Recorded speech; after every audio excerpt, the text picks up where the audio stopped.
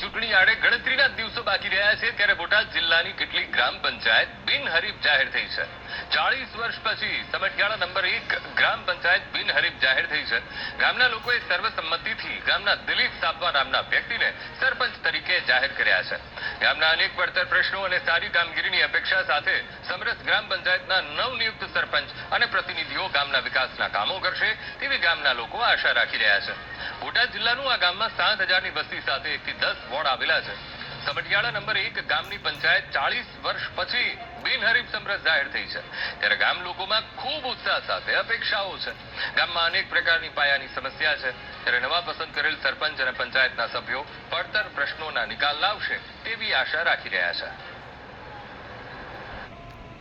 આઝાદી સમયે 25 વર્ષે અમારા ગામ છે એ બિનહરીફ થયું છે। 25 વર્ષથી પોલિટિકલ્સમાં યુવાનો વધારે ધ્યાન દેવા માંડ્યા છે। રાજકીય રીતે નેતાઓના સંપર્કમાં હોય છે, પોતપોતાના વિસ્તારના જે મતદારો છે એના સંપર્કમાં હોય છે। એટલા માટે નાનો મોટો વાદ વિવાદ હોય, ઘર હોય અહીંયા વાયસણ ખખડે। આ અમારો પરિવાર છે, સમઢિયાળા ગામ એ અમારું પરિવાર છે અને પરિવાર સાથે રહી આના ગામને નંદનવન બનાવવાનું। વિકાસના આમ જોઈએ ને તો નથી જ હારા। હવે જો હારા નવા સરપંચ આવે ને કરશે એવી અમને છે માન્યતા।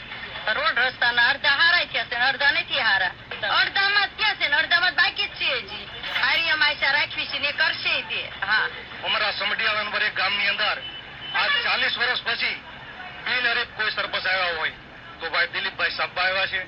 આજથી 35-40 વર્ષ પહેલા અમારે પરસોત્તમ દાસ બાપા આવ્યા હતા, પછી દિલીપભાઈ આવ્યા છે। તો ગામની અંદર જે કાંઈ અધૂરા કાર્ય છે એ આ શિક્ષિત જે સરપંચ આવ્યા છે એ પૂર્ણ કરશે એવી અમારી આશા છે। ગામની અંદર સ્વચ્છતા અભિયાનની જરૂર છે। ગામની અંદર બસ સ્ટેન્ડ શૌચાલય છે, પછી ક્યાંય રોડ ઉપર શૌચાલય નથી તો પંચાયત પાસે એક શૌચાલય બનશે એવી પણ આશા છે અમને કે ગામના રોડ ઉપર કોઈ પણ કામ ધંધા કરવા વાળા વ્યક્તિઓને એનો લાભ મળે।